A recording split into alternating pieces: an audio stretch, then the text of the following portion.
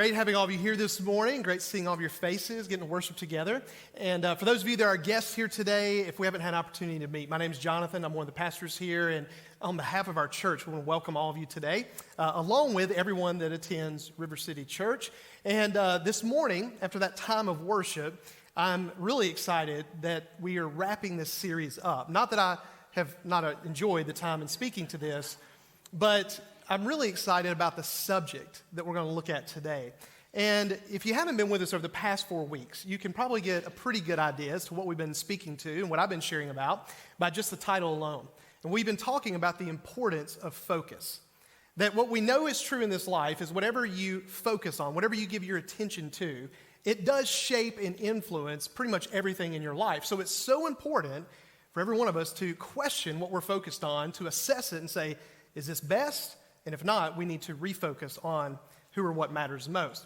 So this morning, as we wrap up, I want to begin today, as I did in the first message of the series, by speaking a little bit to my favorite sport that I played, and that's the game of basketball. And I want to take you all the way back to the year 1986. And in 1986, I was 10, almost 11 years of age. I was a little dude. I was enjoying life. I was enjoying basketball. And then it just so happens that year, one of my favorite movies of all time was released. The name of the movie is Hoosiers, starring Gene Hackman. Now, let me just find out, did any of you folks watch this movie back in 1986? Anyone in the house? Okay, so there's some other ancient people here this morning that makes me feel better. I'm speaking to the way the Z generation, the millennials, feel about us, okay? That's how they say it. We're ancient, we're old, okay? But this is such a great movie, and there's a lot of scenes in this movie that I remember, and I haven't watched the movie in forever. But there's this one scene in the movie that as I was planning and thinking about this series that came to mind, and I remembered most of the details, even from the first time that I saw it. And the scene is, there's this guy by the name of Ollie McClellan. And Ollie is on this basketball team coached by Gene Hackman, and it's a high school basketball team, and he just finds himself in this situation, in this game, a very important game, where for him, he had this pressure on him, where he had to go to the free throw line. He got 2 shots. The team was down by 1 point, and there were only 3 seconds left on the clock. And I want to show you how this worked out for Ollie.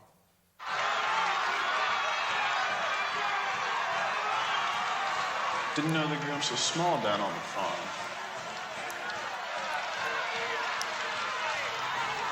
Hey, don't worry about that, okay? You just concentrate on what you're doing and put them in the hole, all right? You can do it. Let's go.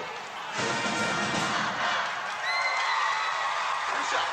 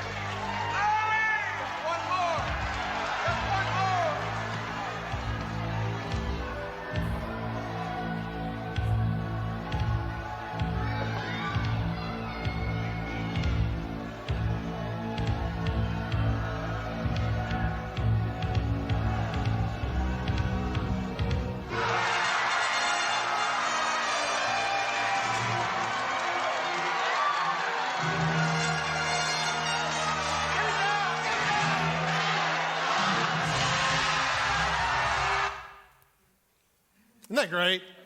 Some of y'all are like, I want to go home and watch the rest of the movie. Yeah. Don't leave church early, okay? I have a few things that you may want to hear this morning. You know, what I love about this scene in the movie is Ollie, when he approached the line, his goal was very obvious. The goal for him is he was to take that ball, that leather ball, and he was to shoot it in the hoop. And if he were to make one of them, they tie the game. If he were to make the second one, they would win the game. So the goal was obvious. But the other thing that's interesting about this is that he was focused on that while the other team, the cheerleaders, the fans in the stands, as well as the teammates on the other team, they were focused on a different goal, a different objective.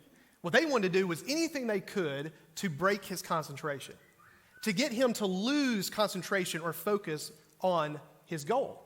And so that's started, of course, with the one player bumping him. Then the other player went up and, talked trash to him. And there he was at the line. And before each shot, his teammate, noticing what was going on and what he was probably struggling with, approached him and he tried to encourage him. Just block it all out. It doesn't matter what those guys said or did. It doesn't matter what the fans in the stands are doing. Block it out, focus on the goal, and let's win this game. Ollie hits the first shot. He encourages him again. He hits the second shot, and they win the game. Although that final shot, it sure was close to going in, wasn't it? Can you imagine if you were shooting that scene and then the shot went in, you're like, oh my gosh, we got to do this all over again. But it was such a great scene because as you look at this, you can see how important it is to stay focused on the goal, but yet you have to do that in the midst so often of so many different things that can distract you, and they're really trying to break your focus. Well, another thing I want for us to just imagine very briefly is that what if there was an alternate ending to that scene? What if Ollie stepped up to the line, his teammate encouraged him, and before that first shot, as he's focusing on the goal, he begins to think about what those two guys did to him, the one that bumped him and the one that said something to him. And at the very last second, as he's getting ready to shoot the ball, he just ever so slightly looks off to his right, and he misses the first shot. Of course, the teammate would go up to him and say, it's okay, Ollie. We got one shot left. Just put us in overtime. We'll get him in overtime. And then he walks up there and he focuses on the goal. And then right before he shoots, he looks at the fans in the crowd that are waving their hands at him. And then he shoots an air ball. Now, in that time, Ollie, of course, would lose the game because the other team would just run the 3 seconds out on the clock. Now, this is not that hard for us to imagine because we see this happen in sports all the time, don't we? We see field goal kickers having a chip shot field goal, 20 yards. They kick these things in their sleep in practice, and then they get out in a game, and when the pressure's on and all the distractions are there, they lose focus and they just miss it wide right, or they just duff it. Or we see this in basketball with layups or free throws. We see this happen all the time, that focus is so important because if you lose your focus, then you can lose out on making the goal that you have in front of you. You know what would have happened probably, just again using my imagination, is had Ollie missed both of those free throws, because we see this, that his teammates and his coaches would have talked about how we win as a team, we lose as a team. They would have encouraged Ollie, but one thing Ollie would have known walking out of that gym that night is that the reason why he missed was because he lost focus, that he squandered his opportunity to win the game, and it was all because he lost focus.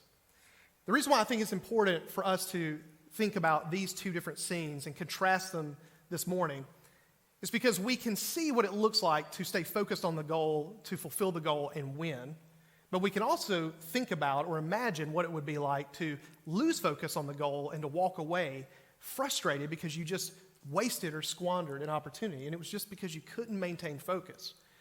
The reason why that's important is because today I want to talk to you about the ultimate goal in life. And this is something I believe if we had conversations, every one of you would agree with, that this is the goal of life, and that is to live a life of love. That love in this life is the goal, isn't it? That the goal is not to make a bunch of money. It's not to have a bunch of stuff. It's not success. It's not fame. It's not any of that. We all know at the end of the day, it's love. And what we want is, like Ollie experiencing this game, is to stay focused on love and to fulfill the goal of love and not end up in our alternate imaginative ending where we lose focus and we look back on our lives and saying, my gosh, I squandered, I wasted my opportunities in life. This morning, what I want to do is I want to take some time and share with you what God's been saying to me about love. And the first thing I want to walk you through is the teaching of Jesus, a teaching of Jesus, where Jesus was approached and he was asked about the goal in life. And this is what Jesus said, and Matthew records this for us in Matthew chapter 22, verse 35. He describes the situation this way. He says, and one of them, an expert in the law, asked a question to test him. Teacher, which command in the law is the greatest? And he said to him, love the Lord your God with all your heart, with all your soul, and with all your mind. This is the greatest and most important command. The second is like it. Love your neighbor as yourself. All the law and the prophets depend on these two commands. So when Jesus was approached and this individual asked him, and he's really trying to test him, trip Jesus up, he was asking him, hey, give us your opinion, teacher, over what God in the heavens would say out of the 613 commands is the top command. And Jesus, without hesitation, said, oh, I'll tell you. At the top of the list is love. But Jesus didn't just say love. He also said there is a priority to love, an order to love. And this is how he described it. The number one goal God is to be loved first by us. He's in first place. The number 2 goal is our neighbors are to be loved alongside of us. So God is to be first in our love, and then our neighbor is to be loved alongside of us. As we love ourselves, we're to love other people beside us. And then Jesus said that this is what all the law and all the prophets really is about. That out of the 613 commands, those 611 outside of loving God and loving others, they all stand upon or stacked upon the foundation of those 2. If you get love right, you get them all right. If you don't get love right, you get them all wrong. That's what Jesus was speaking to. Well, if you fast forward to a guy by the name of Saul, or you know him as the Apostle Paul. Years later, Paul was living his life as a Pharisee. And this is after Jesus had been crucified and resurrected and ascended into the heavens. And Paul had given himself to this life of trying to squash out this whole good news of Jesus stuff. He thought it was like a cult-type sect of Judaism, that he was trying to squash it. And so Paul, as a Pharisee, had money, he had influence, he had just power and all these things. And yet Paul, on the road to go and try to crush out or snuff out Christianity, he had an experience with Jesus where the resurrected Jesus appeared to him. And it changed everything about his life. And so Paul gave up all of that, the money, the power, the influence, and everything, for a life of spreading the gospel and going through so much stuff. And there's this letter that Paul wrote to some friends of his in a church known as Corinth. And he wrote about love being the priority as well. And this is how Paul worded it in 1 Corinthians 13, verse 1. He says, "If I speak human or angelic tongues, but do not have love, I am a noisy gong or a clanging cymbal. If I have the gift of prophecy and understand all mysteries and all knowledge, and if I have all faith so that I can move mountains, but do not have love, I am nothing. And if I give away all my possessions, and if I give over my body in order to boast, but do not have love, I gain nothing." What Paul does is he writes this section and he's trying to explain to everyone that, just using the what-if scenario in his mind, the imaginative side of his brain, that is, he were to think about, okay, if I could just draw up a life with all these special abilities and I were to stack them all up and I were to put love to the side, what would I pick? And so he begins by talking about these earthly and heavenly languages. He said, what if I could speak all the languages on earth? I knew them all. And I could speak also angelic languages. He then added, what if I had all knowledge and understanding of the mysteries of earth and the mysteries of heaven? He knew everything. And what if I had supernatural powers where I could, in faith, tell a mountain to move and it would move? And then he finished up by saying, and what if I were so outwardly generous? And so his point, what he was getting at, is if I could draw this life up, or I could draw a life up with love, which one would I pick? He said, I would pick love every time. Because he knew that if I live with all these special abilities but don't have love, I'm empty. I'm nothing. That is not the way life is to be. So I would much rather not have any of that and have love than to have all of that and not have love. That was the priority of what Paul said about life. As I think about my life and I think about what God's been saying to me, is that God's been, to use this illustration of basketball, he's been showing me that we all have the same goal. The goal is obvious. It's love. And another thing we all have that's the same is time. It's the ball. And what we have to do with this ball, and what we're supposed to do, is take the ball, focus on the goal, and we're to shoot, if you will, the time that we have through love. That is the aim, that is the goal every time. But what God's been showing me that's true about time is that time that is not wrapped in love is wasted. This is how important this is. That time that is not wrapped in love, it is wasted. According to Jesus, according to what God showed Paul, this is the truth about time. That this is what we're built for, this is what we're designed for, this is what life is really all about, is to love God and to love others alongside of us. Now, I don't know about you, but for me, I many times on many days feel like Ollie. I know the goal. I have my time. I step up to the free throw line. And yet there's so many distractions and so many voices and so many opinions as to what I'm supposed to do with my time that I find myself being pulled away from what I know is the obvious goal. And so I struggle with that a lot.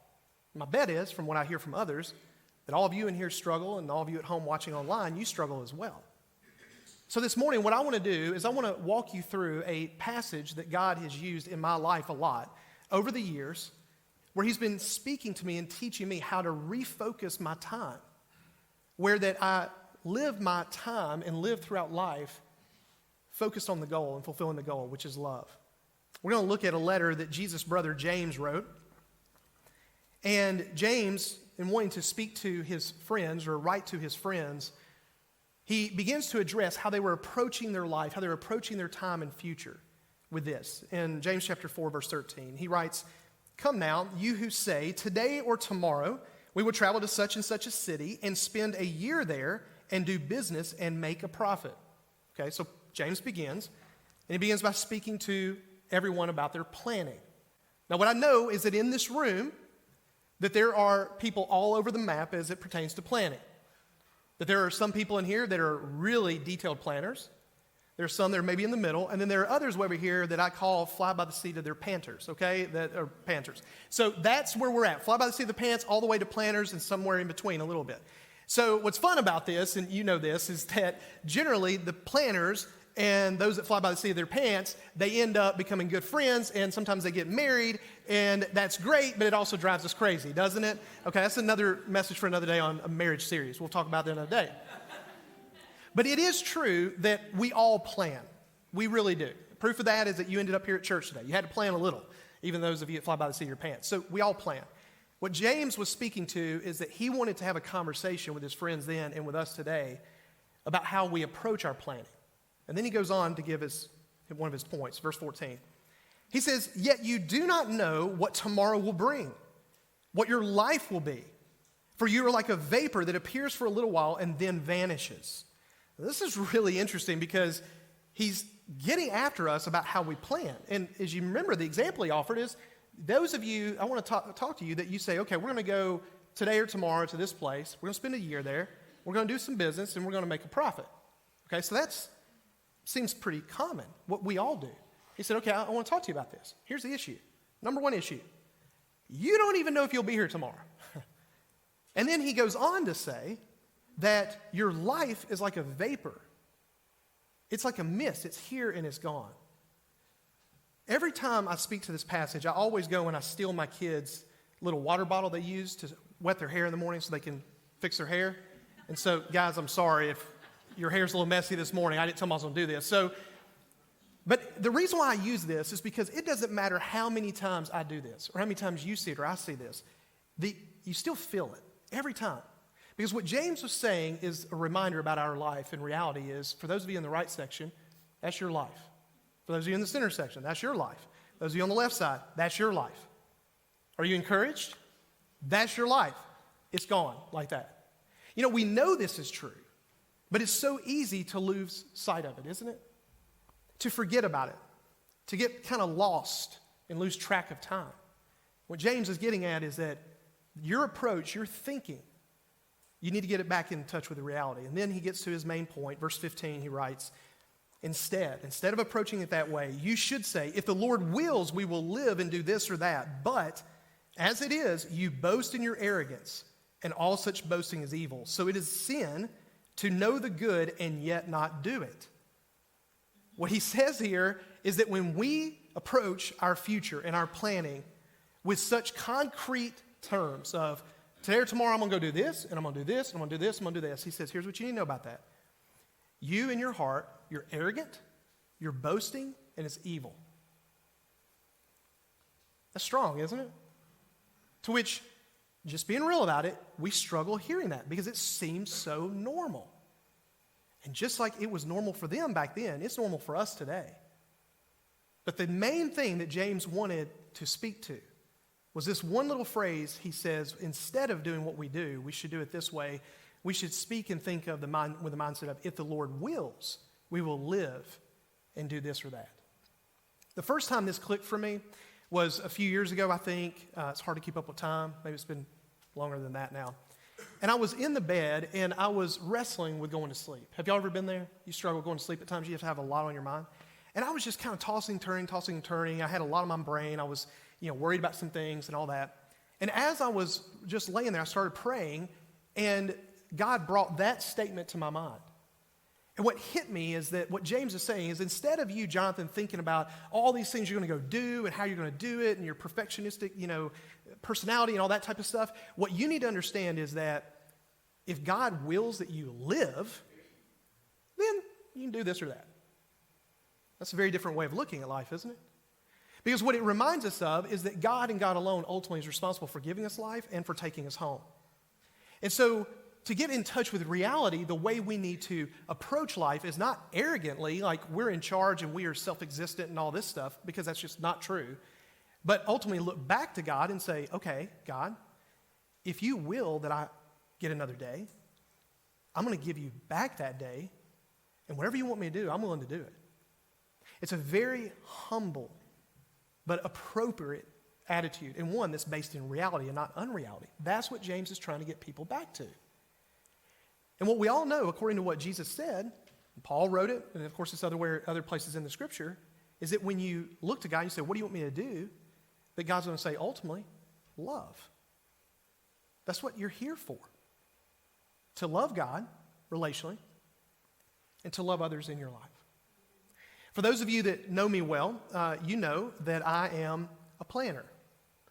Some of my friends joke with me that I have my plans, I have my backup plans, and I have my backup to my backup plans. Anybody else do this?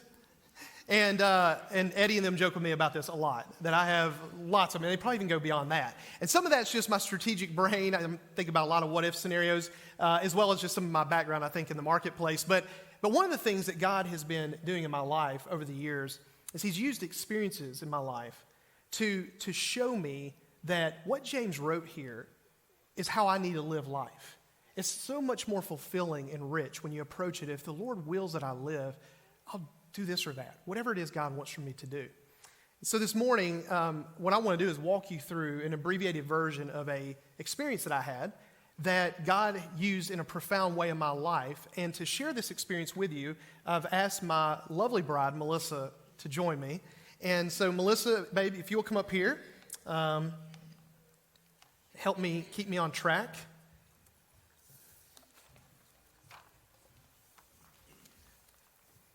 By the way, Melissa does not like getting on stages. But she loves me, so she's willing to get on a stage when I promise you, dinner, night out, free from the kids, things like that. I think I'm doing that now. Okay. 2 services, so you had to do this twice, but that's good. All right. So we're going to talk about something, but before we do, babe, if you'll introduce our family. We have a picture. All right. On the far left, we have Eston. He's 20, and he's holding Rocky. And then we have our one and only girl, Molly. She's 18. And then we have Drew, who is 17. And he said he's not going to listen today because it's cringy enough for his dad to be up here, and now both of us are up here, and he's not going to listen.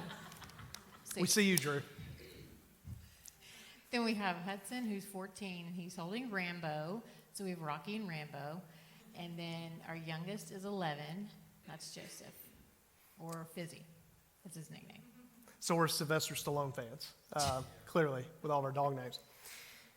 Well, thanks for introducing the family. And so what we're going to do is I'm going to share a little bit of this story with you. And for those of you who have been around River City for a while, you know this story, part of it. Some of you know a lot of the details because you were around for it. And then others of you, you don't know the story at all. And those of you that know the story, you'll be happy to know that I'm going to share the very abbreviated version of it. So what happened was back in 2018, in April, I began to feel ill. And so I set up an appointment with my family physician, and I went and saw her. And so when I went in, she was just going through the normal checkup stuff, and she put a stethoscope to my chest, and as she listened to my heart, she leaned me back and she told me that you need to go see your cardiologist. You have what appears to be a pretty serious heart murmur. And just being honest with you, I didn't really believe she was right, okay? And because I never had a heart murmur, never had a problem with my heart. And on top of that, I was in the best shape I'd been in since I was in my 20s. And I was right at 42 years of age. Long story short is, to just appease her, I went ahead, scheduled an appointment with my cardiologist. And I went to the cardiologist, and when I walked in, he walked through my blood work and all those things, said, man, you look great, your weight's, everything's great, what are you doing? I told him what I was doing. He said, that's awesome. He said, let me listen to your heart. He leaned me back, he listened, rolled me around, and he set me up, and he looked me in the face, and he said, stop everything you're doing. And what he meant by that is stop lifting weights, because I was lifting weights a lot. From that point, that day, he was very serious, and my mood began to shift because this was scary. I did not expect this. And what he began to tell me is that we need to jump on this fast. And so I had 2 tests, I believe, that same day. He sent me for appointments immediately, which tells you something serious. Then I had some other tests, and what they concluded was that I had a really bad issue with mitral valve prolapse. So my mitral valve had just ruptured on one side, and so I was regurgitating a lot of blood in my heart, and that's why it was hard for me to breathe and things like that. And so he told me, he said, you need to get this fixed. You need to get it fixed like yesterday, because if not, my heart could increasingly experience damage. So with that, it was a pretty wild roller coaster time. 3 o'clock in the morning at times, I'm up, I'm cramping in my legs, I feel like I can't breathe, I'm calling nurses on the nurses line, Melissa's asleep. There's a lot of that stuff going on. But the night before the surgery, we get to that. And there was an experience we shared as a family that I would love for you to share a little bit about. Okay, well, I'm going to back up a little bit before that because he said he was in the best shape of his life, which was true, but he really tried to undo that in the days and a couple weeks before his surgery because his motto was eat the burgers, eat the fries, eat the pizza, eat the shakes. Have the shakes because YOLO, you only live once, so just eat it all. I did. That's true. But so our kids were 14, 12, 11, 8, and 5 at the time. And so the night before his surgery, we all got down. I think everybody took a turn. And we were all just laying in a circle face down the living room. And everybody took a turn just praying for the doctors, for Jonathan, for the nurses, and that everything would just, go well. And it was just a really neat time for our family. Yeah. I've shared with some friends since that day that this is probably out of Christmas, vacations, birthdays, this is my favorite moment, most memorable moment for me with our family because I was the last one to lay down on the floor. And so I'm standing up looking down at all of our children and Melissa on their faces. And so Joseph at the time was 5. I think Eston was around 14. And so 14 down to 5 and all of them and Melissa.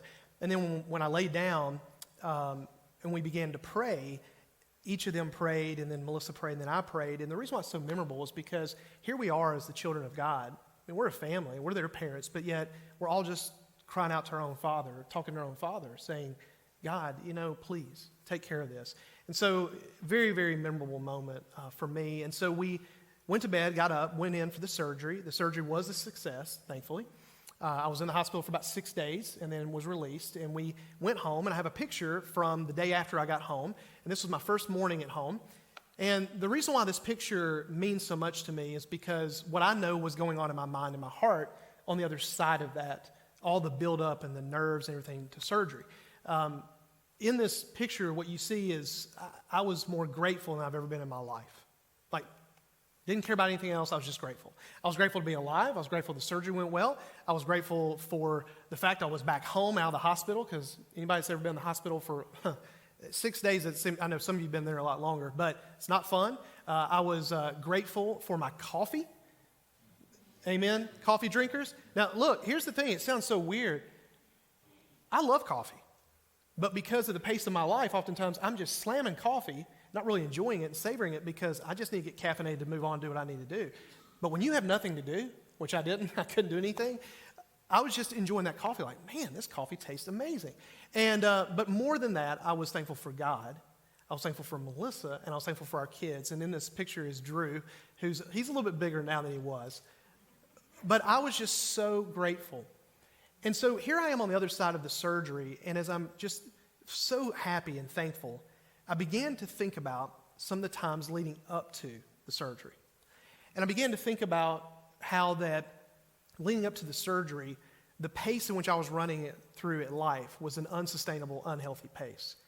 And this was one of those times where the amount of time I was putting towards work, it was just a lot. And I've jokingly said that, and other people joke with me about this, that preachers only work 2 hours a week, on Sunday mornings. That's all we do. But I can tell you, as someone that grew up as a preacher's kid, I never wanted to be a preacher because I saw the stress of ministry on a pastor's family. My mom and dad, my dad was a pastor, and I saw the strain on their marriage, and it was stressful in the machine of church and ministry. And so for me, growing up in that, and then ending up in this place where it wasn't difficult for me to work 60 plus hours a week, no joke. and the pressures I felt of starting the church, growing the church, holding the church together, and then trying to get something to say on a Sunday where I didn't put y'all to sleep. Hopefully y'all aren't asleep right now. So that's the pressure I felt. And during that time, it's interesting, Melissa would appeal to me at times. And will you tell everyone a little bit about that?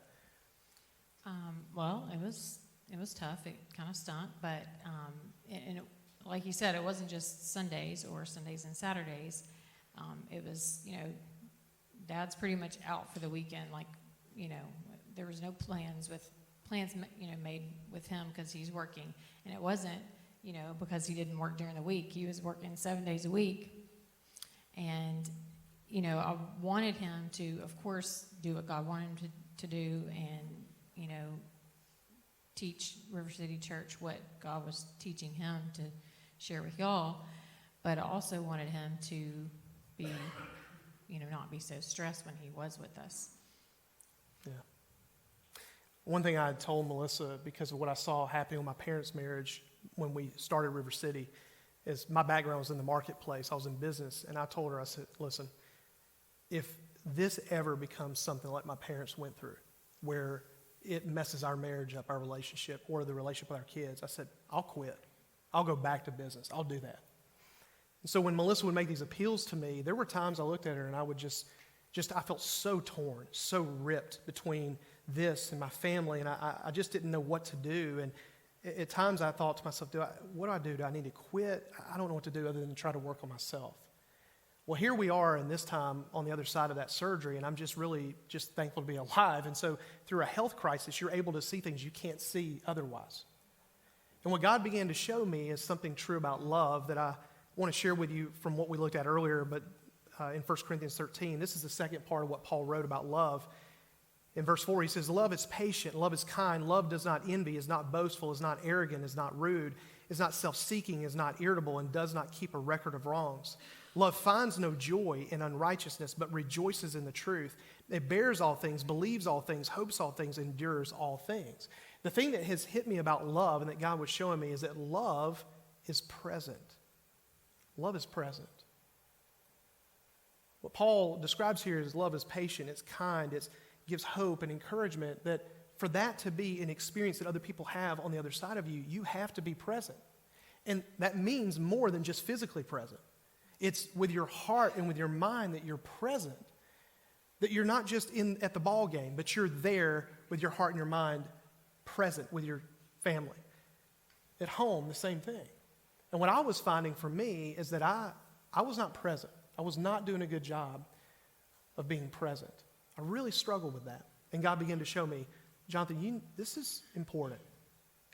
As we think about life and we think about being present, one of the things I have thought quite a bit about is this prayer that Moses prayed that's in the Psalms. And it's a very short prayer, one that I have most of it memorized. And he wrote this in a prayer. In Psalm chapter 90, verse 12, Moses wrote, "Teach us to number our days carefully so that we may develop wisdom in our hearts." Moses, when he wrote this little prayer, what he understood about his life is that it's easy for him to lose track of time as well.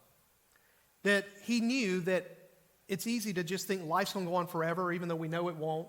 And he was just going to his father and saying, "Father, I have to have you help me with this. Otherwise, I'm going to waste my life. I'm going to waste my time. And so I need you to teach me to number my days so that I'll be wise and I'll know what to give my yes to and what to give my no to." What Moses knew is what's true for all of us, is we all have limits on time, don't we? We have the same amount of time each day that we have, 24 hours. And that within that time, you can only say yes to so many things and you have to say no to a lot of things to say yes to the best. What's interesting about Moses, though, in his day, as I thought about what he was praying for, is that Moses in his day did not have a computer in his in his pocket or in his purse, for you ladies, that we call phones today, because they're more so a computer than they are a phone, if we're honest with ourselves, that is constantly dinging at us and telling us things, whether it's text messages or phone calls, but in addition to that, the social media and all these things that are programmed for the purpose of basically robbing us of our attention and our time. He didn't have that. He also didn't have YouTube or Netflix where he could just binge watch stuff all the time. And he also didn't have the American dream being marketed to him through all these different companies and channels and others that don't really care about you, that only really want to get your time from you or your money ultimately for their product, and that ultimately will rob you of your life and living a life that God wants you to live of love. He didn't have all that, and yet he still knew, God, I need you. I can't do this. I'm going to mess this up if you don't help me. And he prayed that not only for himself, but for those with him. As I was telling this or sharing this a little bit with David this past week, he reminded me of something about a guy that shared a story that when he was going through something else, not related to time, people would approach him for something. And when they would approach him and say, hey, I need this and this and this, he would just say, I'm sorry, you're below the line. And I said, what do you mean I'm below the line? He said, well, I have a line, and there's some things above it, and you're below it. So come back to me later. And as I thought about, we were talking through this, I thought, man, that's such a good visual, and we'll throw this up here for you to look at, as to how you can think about your time. You only have so much time. And so you have a line that is to divide what is more important from the less important. And it's such a good visual to help you figure out that there are things in life, and a lot of good things in life, that you're going to have to say, you're below the line. Because I have these other things that are more important that I'm going to put above the line. So, Melissa, we've talked a little bit about this, and just for our families, we've been talking about refocusing our time. And will you share a little bit of what you've been convicted with about that? Yeah.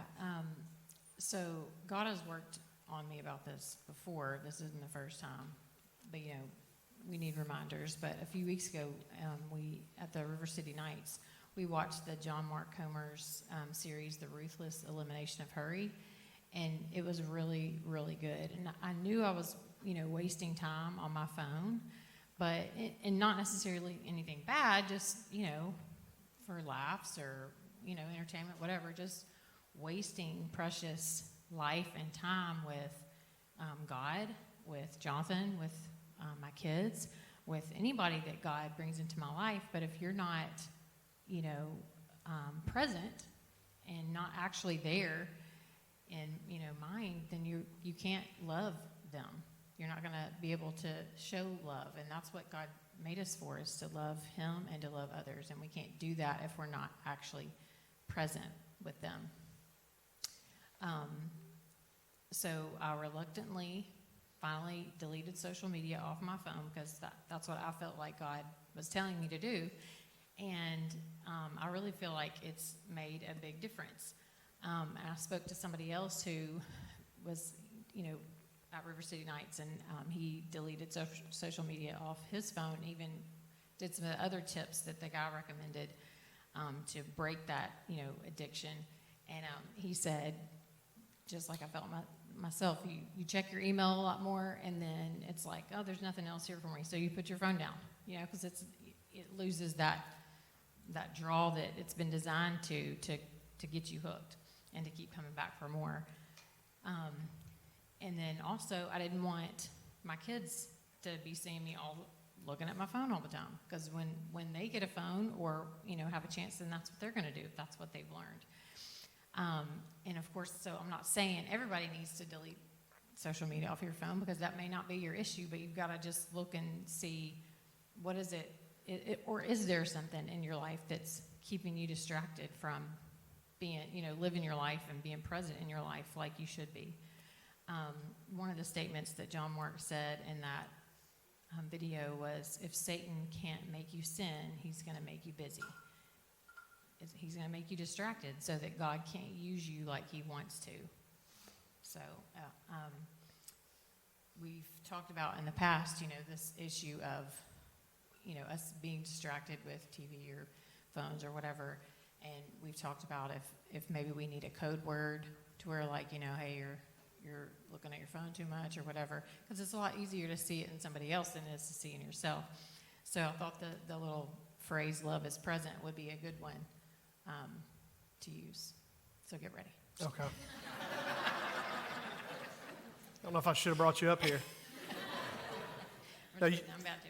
No, she's right, though. She really is. And when we all think through it, it's all relative, but there's a lot of the same categories we deal with. But with that, what's more important? What's less important? And sure, work has to be in the more important category. You have to put food on the table. But could it be instead of working 60 hours a week or 50 hours a week, maybe you need to scale it back? Could it be that with social, and you listen to what neuroscientists who study this and social sciences, what they look at is they know that this is made to get us and to get us addicted to these things. And it's not because they care for us. They're not trying to make our lives better. They're just trying to make money off of us. And so when you see it for what it is, just trying to figure out, okay, what's the goal?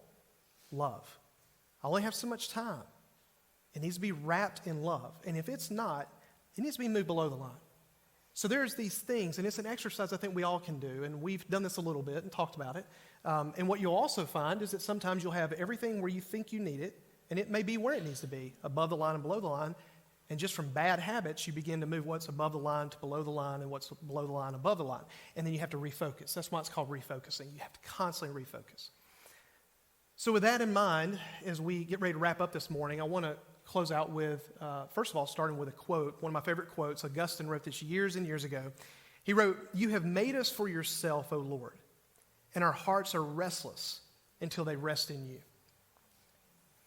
When Jesus, as we've talked about throughout this series, invited people to come to him with a promise of giving them rest for their hearts, rest for their soul, it was really based on two things. The first one was having this relationship you were created for with your Father in heaven restored through Jesus. So Jesus said, if you are weary and burdened, come to me, which meant to trust in him relationally and put your faith in him, and that he would bring you into, as he was saying, the family of God. You'd be a son and a daughter of God.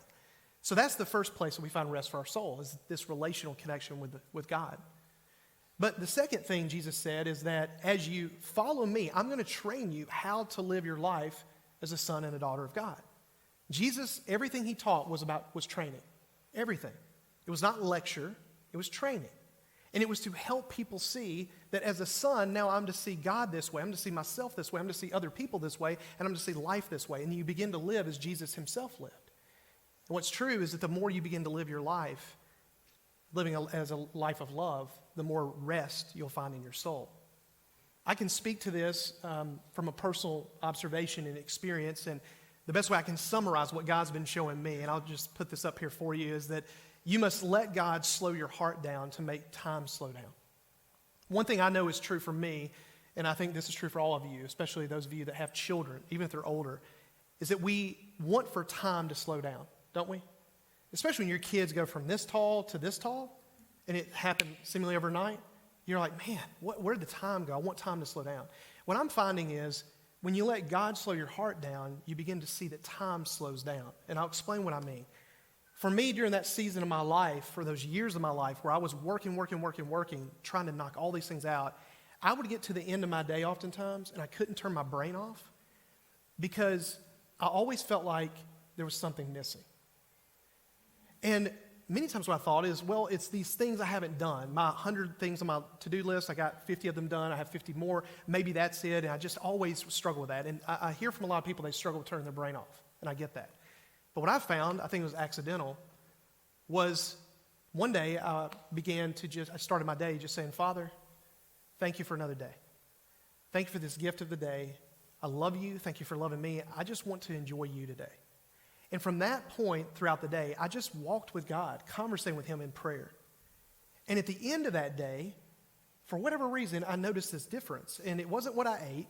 It wasn't any of that. But I noticed this difference that my mind was calm, and it was because my heart was calm. And what I figured out was that throughout the day, I had been present with God, and he had directed me to be present with other people in my life, including my wife and my children. You see, this is how time slows down. We are designed to love. That's why we're called to love, is the goal. We're sons and daughters of God, meant to love him and love each other. And I think so many of us today, the reason why we're so anxious and we're so unfulfilled and we're so unhappy is because we're not doing that. We're not present. We're doing all these other things. We're missing out on the goal that God's given us to live by. And so today, that may be where you're at. If you're here this morning, I know this hits all of us in some way or another, but if you're feeling like Melissa and I have shared with you, if you're feeling guilty today, it's okay. That guilt can be a good thing to at least point out there's something off. But would you today consider, okay, God, I need to go and I need to do a couple things. One, thank you for the day you've given me. life's a gift, not have all my plans set as rigid, trying to do it my way and my agenda, but whatever you want. And then as you walk with the Father, being present with those people in your life. And then do the above the line, below the line exercise. Get the junk out that doesn't matter that much. At the end of your life, you're going to not care about. And put the ones that you do care about most above the line. And begin to strategize around how to make that better.